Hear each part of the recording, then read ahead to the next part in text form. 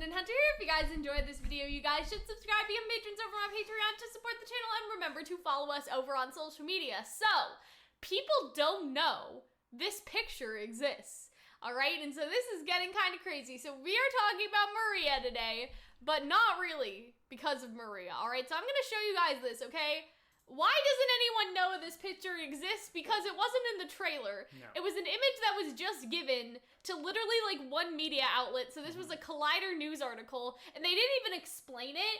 Like, they didn't explain anything. Like, they just shoved it in there with a bunch of the trailer images, and we're all just like, Because I found this image floating around, but I was like, was that in the trailer? To me, and I talked about it a bit on Twitter. How is it that we people missed the literally trailer? just don't know that it's a thing. So that's why I wanted to talk about it. So this is Maria. Can we talk about something quickly?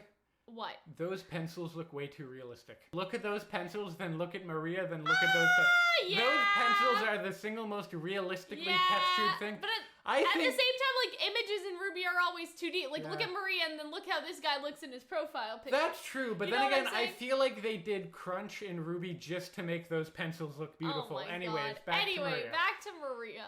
So Maria is probably getting her eyes fixed, presumably, and that guy, okay, is the guy from the tournament, like, that we see because of Penny's death. A comparison between how that guy looks and how this guy on the camera looks. So what does this mean, okay? I recall him being paler.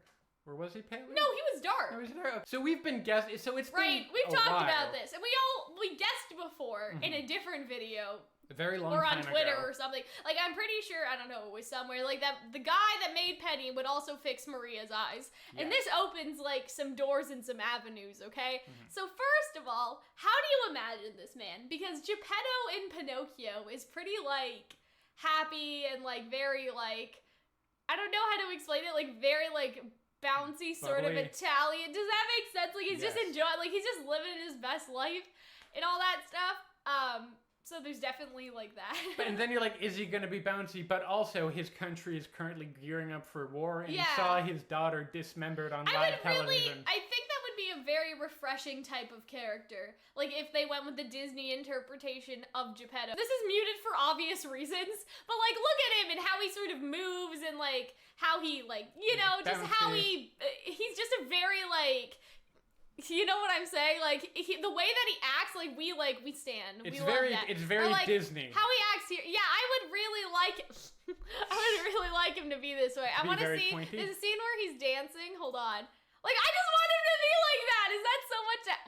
And then it just cuts to the toys, which are not what we're trying to look at here. But yeah, like, he does not have any pants on in that.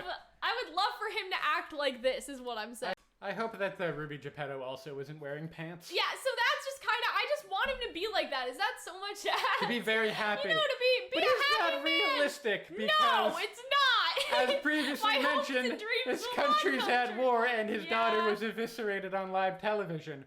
So will he be Imagine though, okay, so Geppetto has all of these wooden carvings, and they are sort of alive, but they're alive in a mechanical way, like you guys even saw in the little video. Like, they're sort of like clocks and like stuff that ticks by themselves at certain moments and do things at certain moments, but they're not real like Pinocchio. So I think it would be cool if his office was just like full of like weird mechanical things that sort of had like slight sentience like Penny, but were a lot more robotic, because Penny was a robot that had an aura. She had a soul, right? And so it would be a little different. But I would love him to have other mechanical stuff around, because that is basically what happens, again, in the Disney Geppetto, in the Disney version of Geppetto. He has all these wood carvings, but Pinocchio's the only one that's alive. Like, you know what I mean? I think that that's just a really cool idea. So that's like number one, is that I would like him to really act sort of this way. Bumbly. I don't know if he will. I think maybe bumbly, but like underneath that level of bumbly is a sort of sadness. Yeah, I think so. I would say that, okay, if he made Penny, he's definitely doing stuff for the military, and so even though he probably has his own little shop, you know, because Geppetto has his own little wood carving shop. I'm sure he has his own shop, because where Maria looks sort of like, I don't want to say rustic, but like the floors are wood, the table is wood, like it looks like just a regular sort of store. He probably, you know, on the side, he just fixes sort of stuff for people, because a lot of people probably have like mechanical stuff, but his undercover role is for the Atlas military. Like, it's like Geppetto undercover, like Geppetto the spy. Geppetto undercover. Like, you know what I'm saying? Wow. Geppetto the super Geppetto's a badass. The super spy. Yeah, and so I think it would be interesting for him to have that stuff on the wall. So that's like thing number one. Thing number two, okay, I would say, here's my educated guess. If he made Maria's eyes, yes, Ironwood is getting, and he made Penny, like, Ironwood and he gets also all looks this like shit he has from robot someone. eyes himself. Yeah, or something like that. Something's going on with him. We'll talk about that Maybe in a minute. he gives Yang I would guess arm? that, yeah, he made Yang's arm. That's Okay. basically what I was trying to get at, Hunter. That I would say that if he's doing all this stuff for Ironwood, and Ironwood, like, called in a favor and sent over an arm, like, I would say that he's the one who made it. Like, I would say that this guy's gonna be like, oh, my baby. Like, what did you do to my baby? Because she paints it, doesn't she? Like, she paints it, and then she paints... What right? a fucking what are you doing? And all that stuff. And so I think that that would be interesting. Like, that would be an interesting scene if he recognizes Yang's arm and he's like, yeah, I made that shit, okay? I think it would also be interesting if he was in...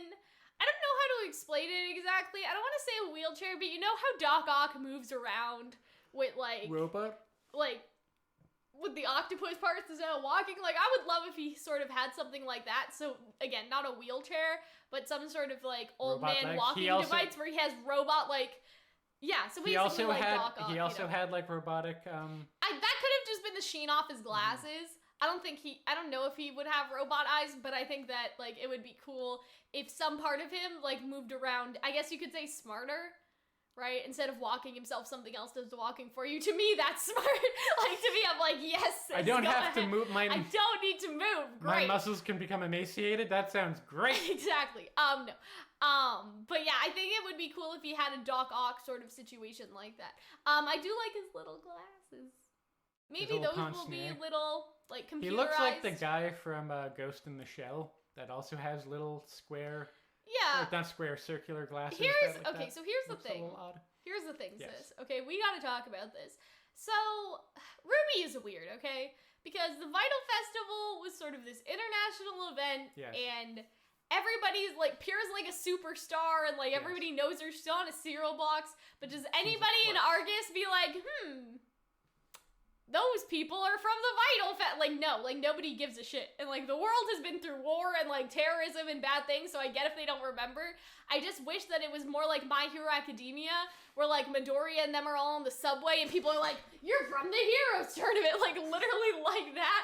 You know what I'm saying? And I feel like that people would talk more about the fact that Penny and Pyrrha died. Yeah. And all the crazy shit. And it was overshadowed by the contestants. Like, I get that. That overshadowed the contestants. Yeah, I know. But no one's like, wow, Weiss, you pushed yourself into that geyser and it didn't work. I'm leading into a point, Hunter. So my point is, it would be sort of weird after all these people just not acknowledging Team RWBY's presence at the Vital Festival, that this guy recognizes them.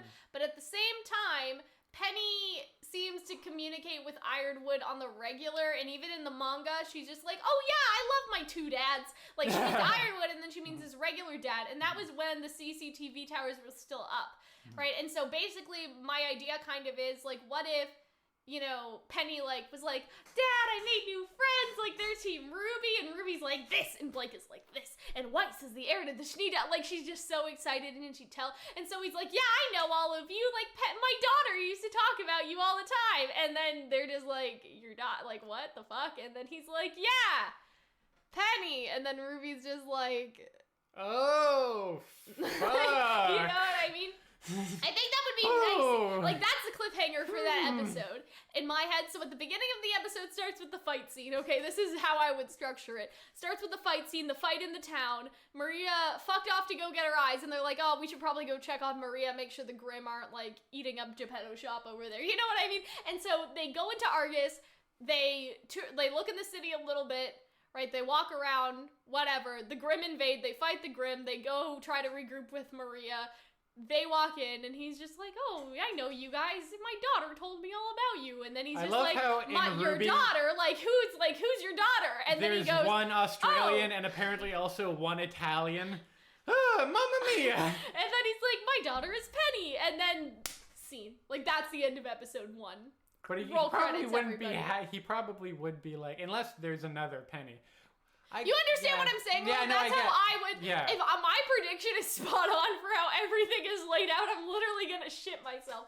But yeah, that's how I would sort of imagine that episode going. I guarantee you, if he is in that episode and Penny is mentioned, they will end on a Penny cliffhanger, because that is the easiest sort of build hype for next week cliffhanger that you they will possibly do one make. where you see another Penny and you're like, Penny? Something like that. But it's not the same Penny. But yeah, so those are our thoughts on the good old Doctor question mark. We don't even know his fucking name. I would have one thing to say personally, or two things to say personally, is that one is that I don't know what his characterization will be, and me neither.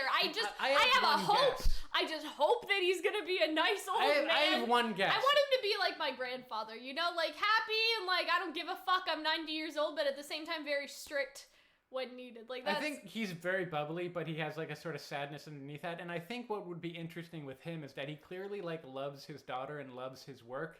Yeah. But his work has to be done for the Atlas military. Yeah. So it's kind of like the perversion of what he enjoys and what he loves about his work. Yeah, I would say which has caused the death of his daughter. So it would be interesting to see him be conflicted about that. And it's also, as things get more militarized, it's sort of like art becomes military propaganda. Does that make sense? Like how, like during World War II, they made like Disney cartoons, but they were supporting like the American military and stuff like that. No, not that part. Like they were like, like Donald was fighting the Nazis type thing. It's like art gets tainted or used by the military, and to an extent, if wood carving, which is basically like robots is just advanced wood carving. Does that make sense? No, it doesn't. You know what I mean? I think you yes, really. Yes, it is, because like again in the Pinocchio thing, all the clocks move all by themselves and tell times by themselves. There's something mechanical about them, and so that wood carving is just like they basically modernized. Wood carving and those machines are two different things. They've modernized the Pinocchio story. That instead of wood, it's robots. But the mechanical ideas, like, it all just translates. It's all the same.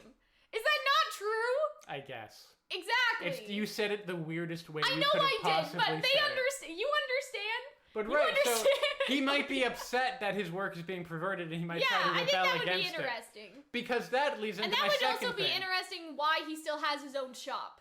Yes. Right, if that is his own shop. He's probably getting funded by the Chinese, I'd imagine, or by the Atlas military. But that could be, because it's like, why introduce him if he doesn't serve the plot? And maybe part of his, like, little storyline will be his rebellion against the Atlas military and Ironwood. Yeah, because Ironwood's definitely involved. What it did to his creations, which makes me worried that he might end up getting whacked by the Atlas military. Or imagine if they get, like, Penny too. Watts is just like... Hey, sis. Oh, hey. Didn't we have a theory they have to fight evil that Penny? Merlot and Watts and this guy were somehow all related? That Merlot and Watts, yes. No, not Merlot and Watts. No, Watts I think it was Merlot no, it was Merlot. Well, we can't fucking remember Merlot was related to Geppetto. That was her idea, because they had very similar facial hair and stuff like that. But what if Watts is also, like, what if instead of Jacques, our theory that we did, what if Watts is related to Geppetto instead?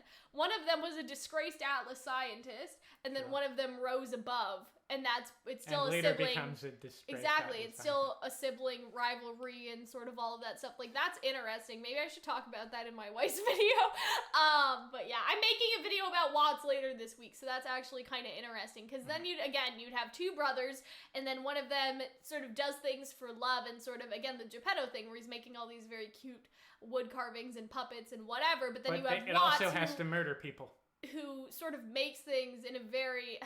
It's weird to use the word perversion, but we do use that in school. But we also haven't like seen his You know what I mean? Like with Watts, it's like, like a scorpion tail. Oh, I guess like, other than that, stuff like that. I don't know. I think it's interesting, all right? Let me know what you guys think of that. It's going to be fun. Mamma mia. We'll see you guys later. Bye! Thank you for watching, and thank you to our wonderful patrons over on Patreon who support the channel. Their names will scroll through now.